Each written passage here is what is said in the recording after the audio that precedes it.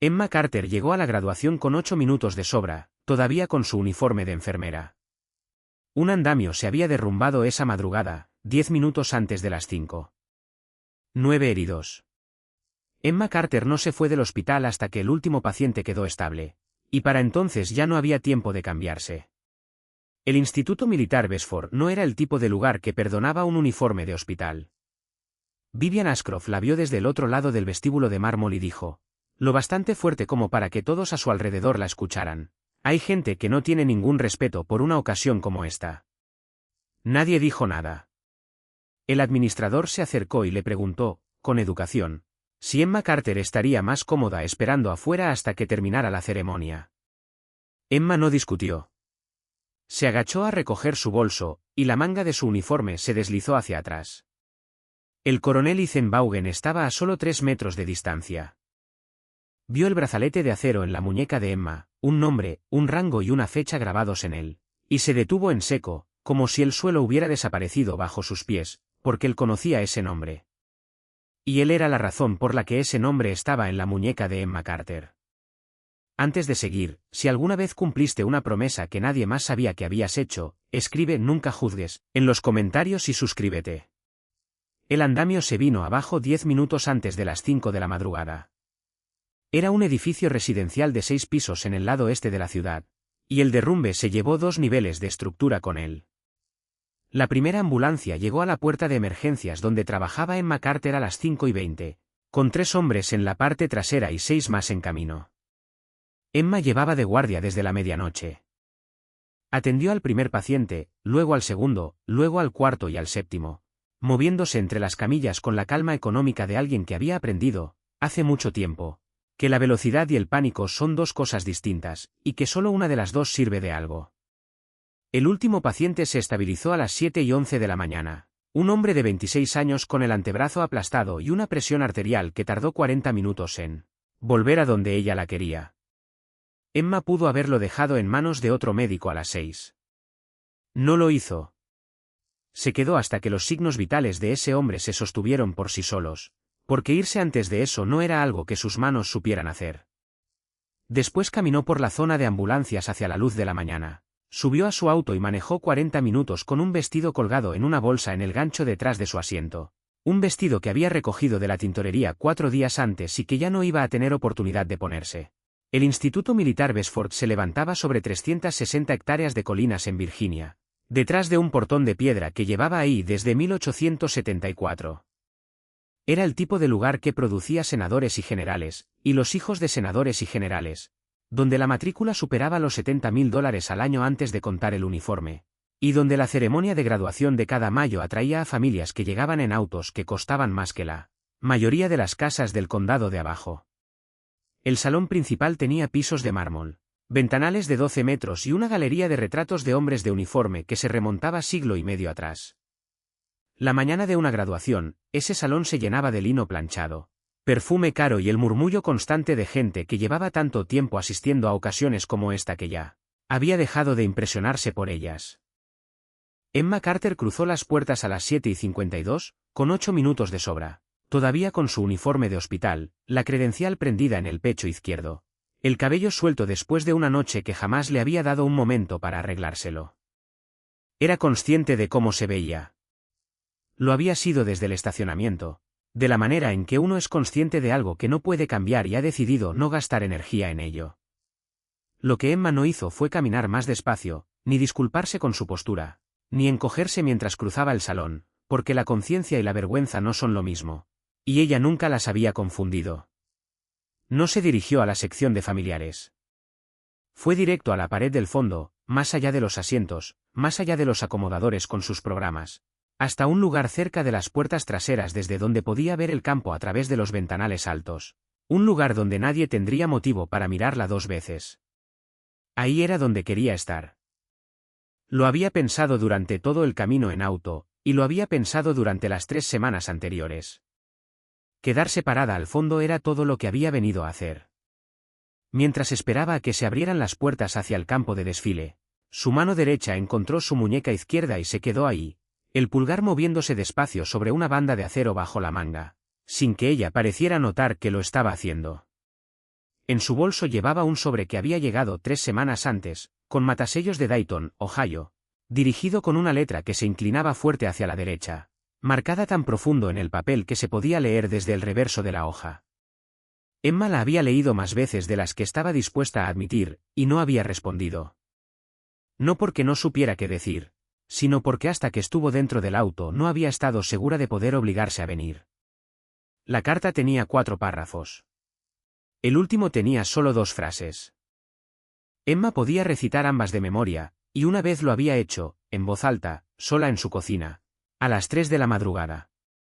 Abajo, en la sección de familiares, en la tercera fila junto al pasillo, donde los acomodadores la habían reservado, había un asiento con una pequeña tarjeta impresa que nadie había reclamado. Y mientras el salón se llenaba y las filas se apretaban, y la gente pasaba con los programas sobre la cabeza, ese asiento se mantuvo exactamente tan vacío como cuando se abrieron las puertas. Vivian Ashcroft notó a Emma a las 8:04. Tenía 56 años, vestía una chaqueta color crema que le habían ajustado 2 veces, y estaba de pie junto a un pequeño grupo cerca del pasillo central, en esa formación relajada de gente que conoce a todos en el salón y disfruta demostrándolo unos a otros. Su hijo Preston se graduaba ese día, tercera generación en Besford, y ella había esperado esa mañana durante 11 meses. Miró a Emma desde el otro lado del salón de mármol, el uniforme arrugado, la credencial, los tenis, el cabello, con una expresión que no se molestó en disimular. Entonces lo dijo. No a su esposo, no en voz baja, sino en una voz clara, proyectada para llegar hasta las 6 o 7 personas más cercanas. Y llegó. Y llegó también a varias más detrás de ellas. Dijo que era increíble lo que la gente consideraba aceptable hoy en día. Dijo que esto era una ceremonia de graduación en una institución militar. Que había jóvenes en ese campo que habían pasado 4 años ganándose lo que estaba a punto de sucederles. Y que, al parecer, había gente sin ningún respeto por una ocasión como esta. Preston, de pie junto a su madre con el uniforme de gala y la gorra bajo el brazo, sonrió mirando el suelo. Una mujer a menos de 1 metro encontró algo que revisar en su teléfono. Un hombre de saco dio un pequeño paso al costado. El tipo de paso que da una persona cuando quiere que la disposición del grupo deje claro, sin decirlo, que no forma parte de la conversación. Nadie le dijo nada a Vivian Ashcroft. Nadie le dijo nada a Emma tampoco. Emma miró hacia el campo de desfile a través de los ventanales altos, mantuvo la mano donde estaba, y no se dio la vuelta. El señor Denton llegó 90 segundos después, con la eficiencia apenada de un hombre que hace algo desagradable y espera que la formalidad lo suavice. Tenía unos 40 años, era subdirector de desarrollo institucional, y lo habían enviado, aunque no dijo quién. Explicó que había habido una consulta sobre los asientos. Mencionó el código de vestimenta con un tono que sugería que a él mismo le parecía un poco absurdo. Preguntó si la señorita. Esperó un nombre, y Emma no se lo dio. Si estaría más cómoda esperando en el salón de visitantes, donde había café y donde la ceremonia se vería en un monitor, y donde podría reunirse con todos después, en la recepción. Lo dijo todo con una sonrisa ensayada y ojos que ya habían tomado la decisión antes de que abriera la boca. Emma no discutió. Había pasado buena parte de su vida rodeada de gente que ya había decidido algo, y sabía exactamente cuánta energía valía la pena gastar en ellos. Simplemente se agachó a recoger el bolso a sus pies, y al estirar el brazo, la manga suelta de su uniforme se deslizó hacia atrás y dejó su muñeca izquierda a la vista del salón durante casi 2 segundos completos. Un brazalete de acero, cepillado, sin brillo, desgastado en los bordes por 4 años en los que solo se lo había quitado para bañarse. Un nombre grabado, un rango, una fecha. El coronel Ethan Vaughan estaba a 3 metros, con la gorra bajo el brazo, a 6 minutos de presidir su 9ª ceremonia de graduación en Besford, y se detuvo en seco, tan completamente, que el ayudante detrás de él casi choca contra su espalda. Vaughan miraba la muñeca de Emma, y entonces, con una voz que no sonaba como la de un hombre que había hablado frente a 2000 personas la semana anterior, dijo en voz alta un nombre que nadie en ese salón de mármol tenía motivo alguno para reconocer. Owen Pike. El salón no se quedó en silencio de golpe. Se fue apagando por partes. Primero el grupo más cercano a Vivian Ashcroft, luego las filas detrás de ellos, luego los acomodadores junto a las puertas. Así se vacía un salón de sonido, cuando la gente registra que algo ha pasado sin entender todavía qué. Emma se enderezó despacio, con el bolso en la mano.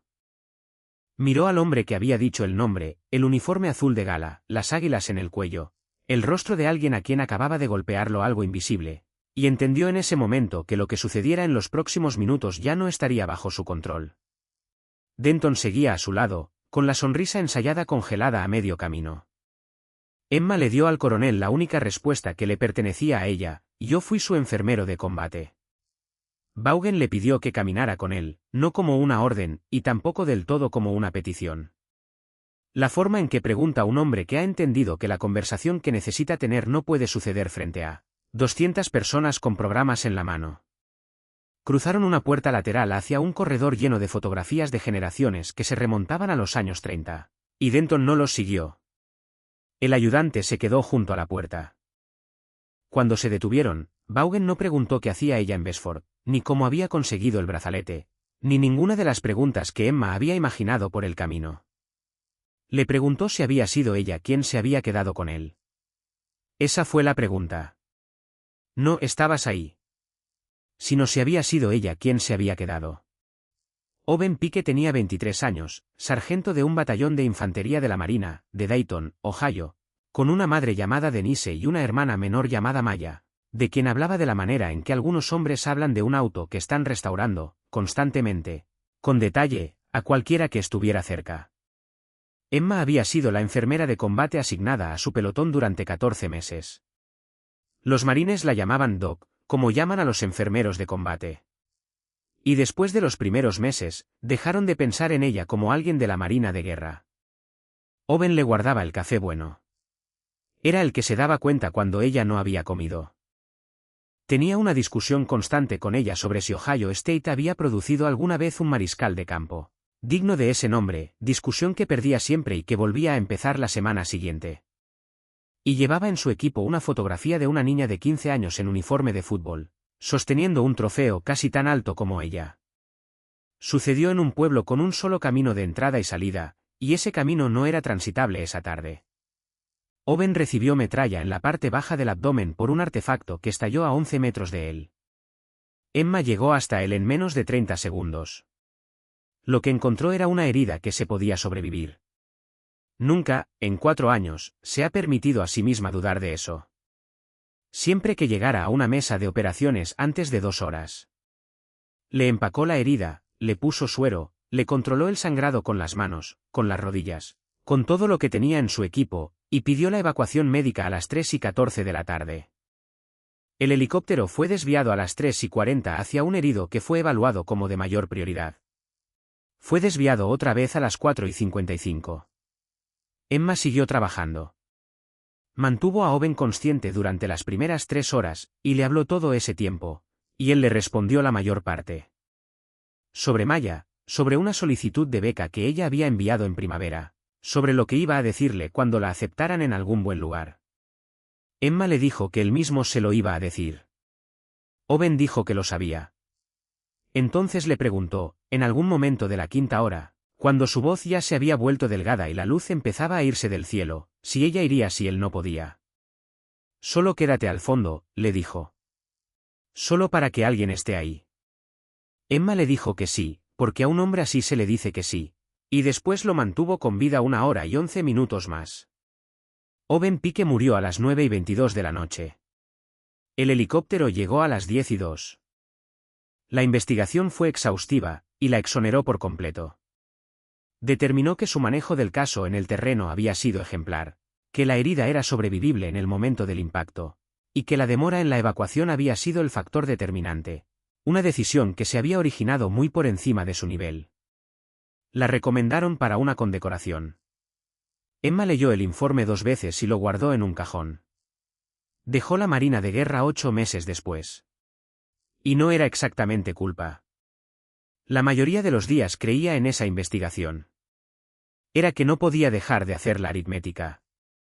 2 horas hasta una mesa de operaciones. 6 horas y 8 minutos en ese terreno. 40 minutos entre el último aliento y las hélices del helicóptero. En algún momento de esos 8 meses, Entró a una tienda en un centro comercial cerca de la base y mandó a hacer un brazalete de acero con su nombre, su rango y la fecha por fuera. Y por dentro, en la superficie que descansa contra la piel, donde nadie jamás lo vería, 2 palabras que no significaban nada para nadie más que para ella: 6 horas.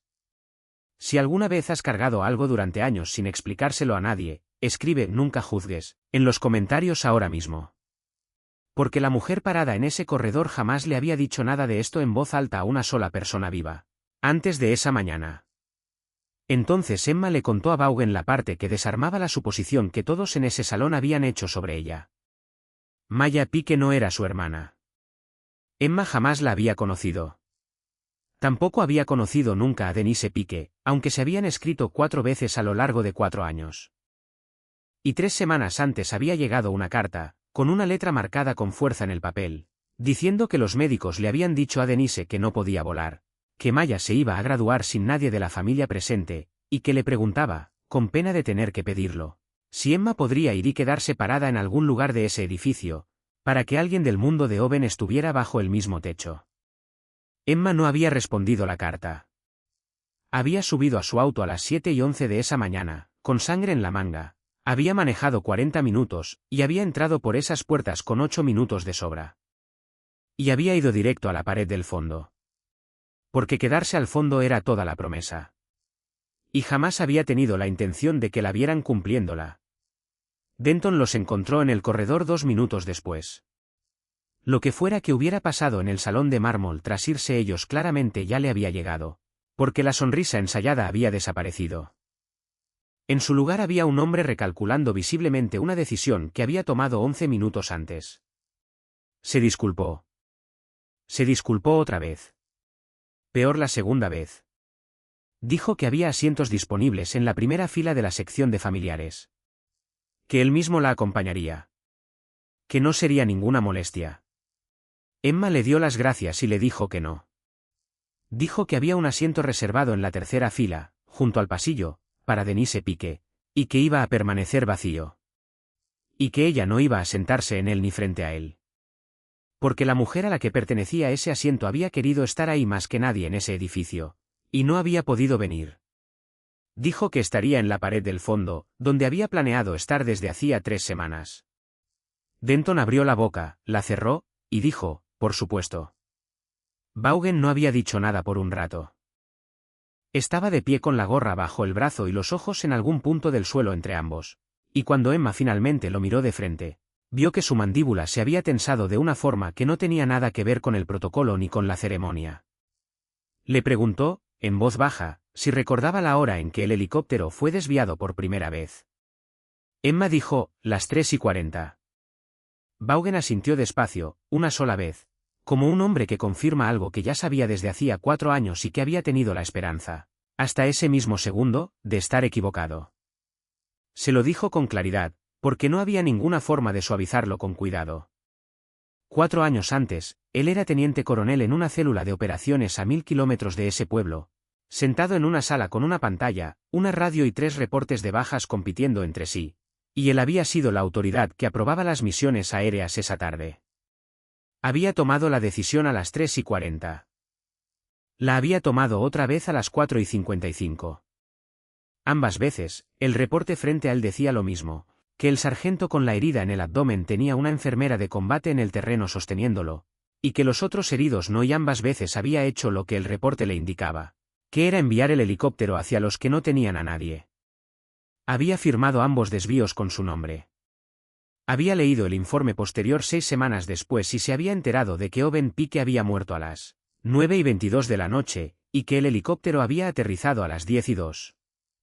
Y había cargado esos 40 minutos con él todos los días desde entonces, de la misma manera en que ella cargaba 6 horas en su muñeca. Emma no dijo nada por un momento. Había pasado 4 años haciendo la aritmética de una decisión que nunca había sido suya, y lo había hecho todo ese tiempo sin tener jamás un rostro al cual ponerle esa decisión. Y ahora el rostro estaba de pie a 1 metro de distancia, con uniforme de gala, a punto de presidir una ceremonia de graduación. Lo que sintió no fue lo que ella misma hubiera predicho. Le dijo que el reporte había sido correcto. Lo dijo sin rodeos, de la manera en que decía las cosas clínicas, porque era verdad. El herido que tiene una enfermera de combate en el terreno es al que se deja esperar. Eso es exactamente para lo que existe el sistema de prioridades. Y ella habría tomado la misma decisión, desde esa sala, con esa información delante. Vaughan dijo que lo sabía. Dijo que saberlo nunca había sido el problema. Y los dos se quedaron ahí, en un corredor lleno de fotografías de clases de los años 30, en extremos opuestos de la misma noche, con 4 minutos antes de que se abrieran las puertas. La ceremonia comenzó a las 8:30. Besford hacía las cosas como siempre las había hecho, con un orden de eventos que no había cambiado de manera significativa desde la época de Eisenhower, y un campo de desfile que parecía una pintura al óleo cuando la luz de la mañana lo cruzaba. La formación desfiló. Se izaron los colores. Emma se quedó de pie junto a la pared del fondo, cerca de las puertas traseras, con el bolso a sus pies, mirando a través de los ventanales altos, y no se movió durante 40 minutos. Y nadie fue a moverla tampoco. Vivian Ashcroft, sentada en la quinta fila, se dio la vuelta exactamente 2 veces. Maya Pique se graduó 22 minutos después de iniciada la ceremonia.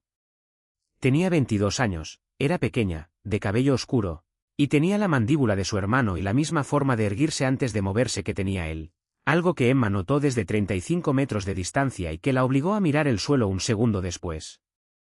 Cuando leyeron su nombre, el presentador agregó la línea que lo acompañaba: beneficiaria de la beca conmemorativa Owen Pique. Porque en Besford se leen en voz alta las becas patrocinadas, y Emma no supo, hasta ese segundo, que esa beca existía, que llevaba el nombre de Owen, ni que era la razón por la que una joven de Dayton estaba de pie en un campo de desfile en Virginia. Denise Pique jamás lo había mencionado en sus 4 cartas. Y cuando leyeron el nombre de Maya, la tercera fila junto al pasillo permaneció vacía. Y nadie en la sección de familiares se puso de pie. Y el aplauso fue el aplauso común que un salón le da a cualquier nombre de la lista. Emma se quedó junto a la pared del fondo, aplaudiendo, sin quitarle los ojos de encima a esa joven. La recepción fue en el mismo salón de mármol, a las 10:15. 400 personas con copas de champán y platos pequeños. El caos cálido y particular de familias que han estado conteniendo algo durante 4 años y por fin pueden soltarlo. Emma tenía toda la intención de irse. Había cumplido la promesa. Se había quedado al fondo. Alguien del mundo de Owen había estado bajo ese techo. Y tenía un turno que empezaba a las 8 esa misma noche, y 40 minutos de manejo entre ella y 4 horas de sueño. Estaba a 10 metros de la puerta cuando una mujer gritó al otro lado del salón. Preston Ashcroft se había desplomado entre 2 mesas de comida, todavía con un plato en la mano. Tenía 22 años. Había comido un bocado de algo con cangrejo, algo que había evitado cuidadosamente en cada comida desde que tenía 6 años. Para cuando su madre llegó hasta él, sus labios ya se habían puesto grises. Y el sonido que salía de él ya no era respirar, sino el intento de hacerlo. Vivian Ashcroft estaba en el suelo junto a su hijo, gritando pidiendo un médico a un salón de 400 personas. La mayoría se había volteado a mirar, y ninguna se había movido. Emma ya se estaba moviendo. Cruzó el salón caminando rápido, con el bolso fuera del hombro y ya abierto antes de llegar a la mitad del camino. Se dejó caer de rodillas sobre el mármol, junto a Preston. E hizo 4 cosas en unos 11 segundos. Le echó la mandíbula hacia adelante y le abrió la vía aérea. Puso 2 dedos en la carótida y tomó el pulso. Miró las ronchas que le subían por el cuello, el color de su piel, el esfuerzo que hacía. Y dijo la palabra anafilaxia en voz alta, una vez, sin dirigirse a nadie en particular, para que cualquiera con un cerebro que funcionara en ese salón supiera exactamente qué estaba viendo. Sacó un autoinyector de epinefrina de su bolso, porque lo llevaba siempre, lo había llevado durante años. Era el tipo de persona que llevaba uno consigo, y lo clavó en el muslo externo de Preston. A través del pantalón de gala, lo sostuvo ahí, y contó. Después empezó a dar órdenes, con ese tono seco y directo que no deja espacio para la duda. Le dijo al hombre más cercano que llamara al 911, que diera la dirección del edificio y dijera las palabras anafilaxia, epinefrina administrada. Le dijo al mesero que le trajera el plato que Preston había estado sosteniendo y que no dejara que nadie tocara nada de esa mesa. Le dijo a un joven de uniforme de gala que fuera a las puertas principales y le hiciera señas a la ambulancia. Le dijo a Vivian Ashcroft que tomara la mano de su hijo y le siguiera hablando, porque eso lo ayudaría a él, y porque le daría a ella algo que hacer con sus manos.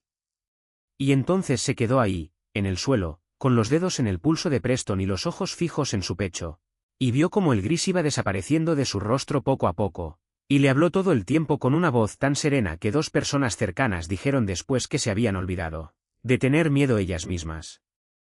Los paramédicos entraron por la puerta 9 minutos después, y Emma les dio el reporte en unos 20 segundos. Hora de inicio, alérgeno, dosis, hora de la epinefrina, signos vitales cada 2 minutos.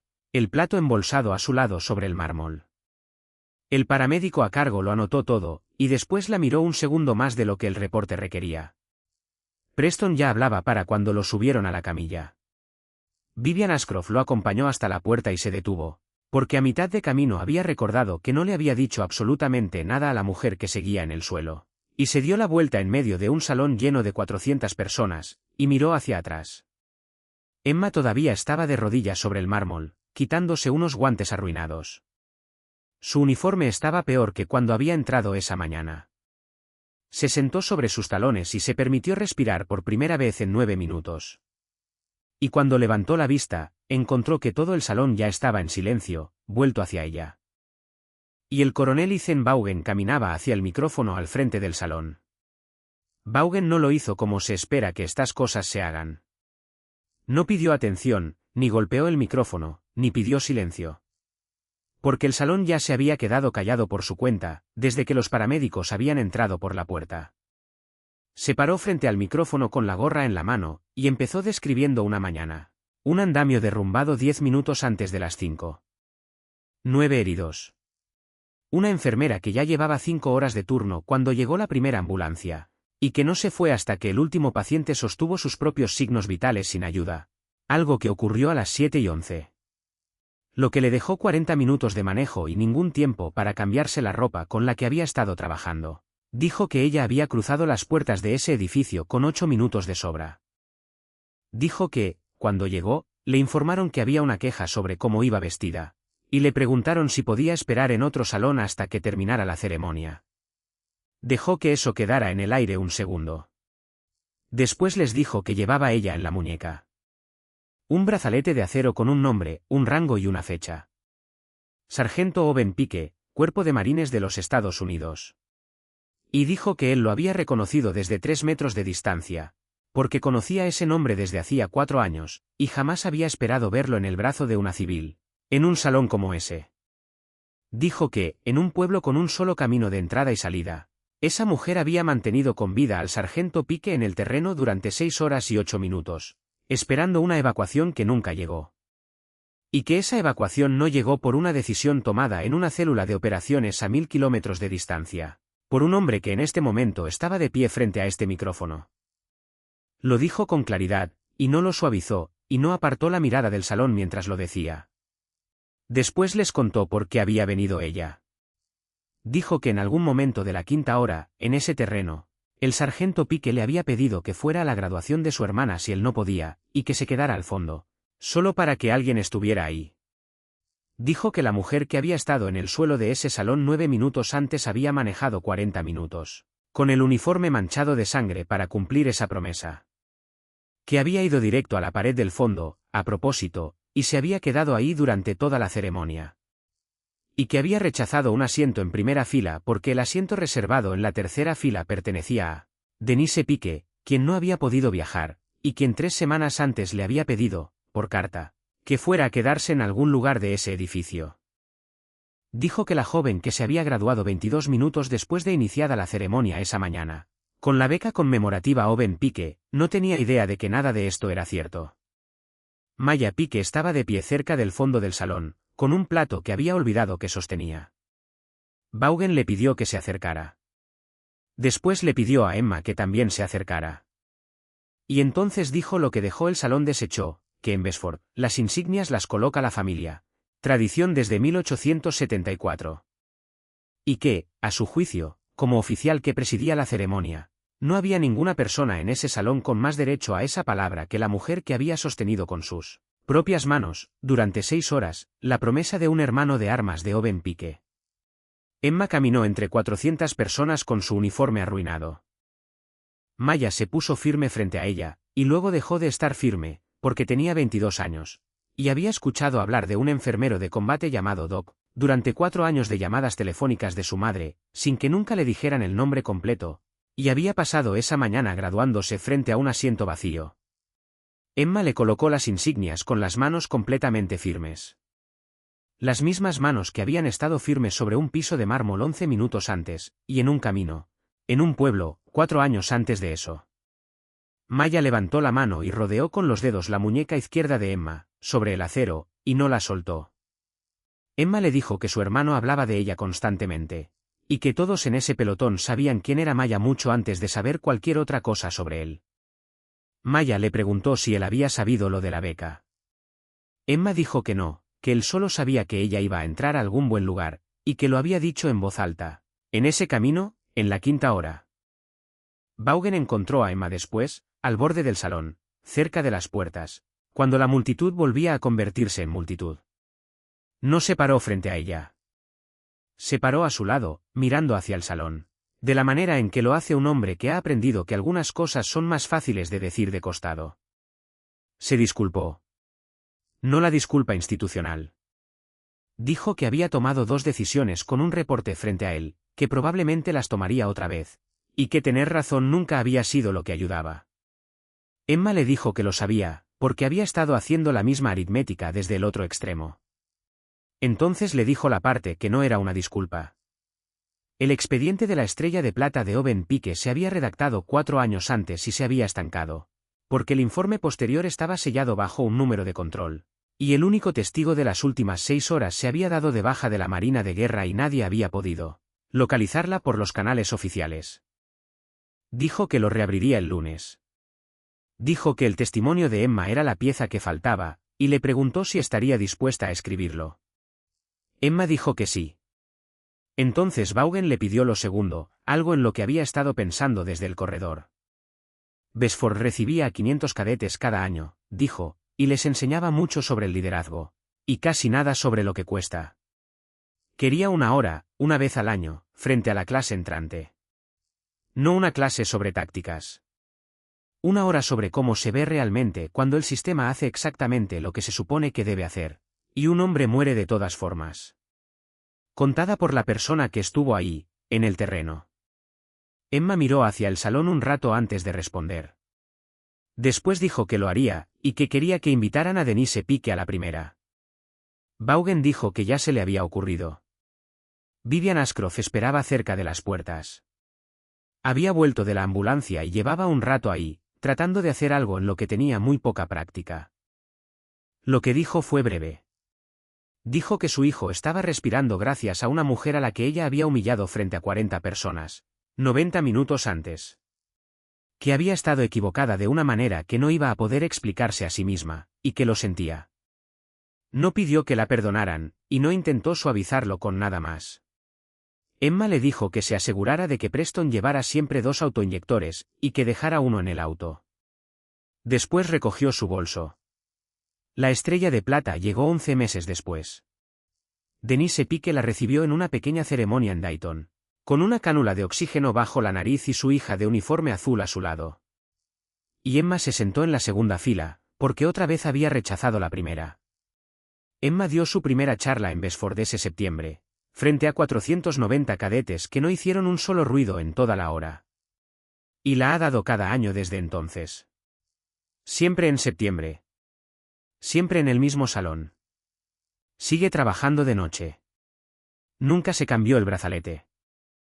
Maya Pike entró por las puertas del área de emergencias de Emma 7 meses después, un martes por la tarde, de uniforme, camino a su primer destino.